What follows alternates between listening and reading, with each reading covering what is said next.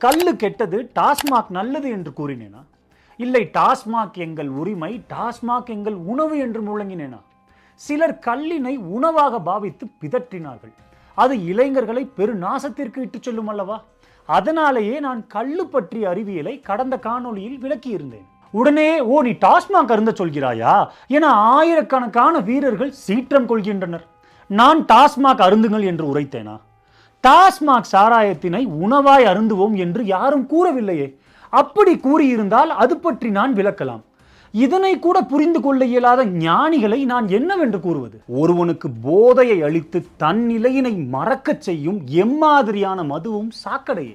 நான் அனைத்து வகையான மதுவிற்கும் எதிரானவன். ஆபாச வார்த்தைகளில் சொற்பொழிவாற்றுவதுதான் உங்களின் வீரமா?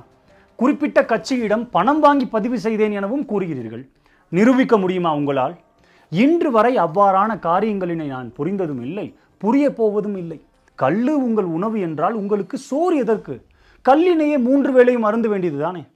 தம்பிகளே, நான் எந்த கட்சியினையும் சாராது என் கடமையினை மட்டும் ஆற்றி வருகிறேன். உங்கள் அரசியல் விளையாட்டினை என்னிடம் காட்ட வேண்டாம். சப்தமாக சிரித்து விடுவேன். நன்றி.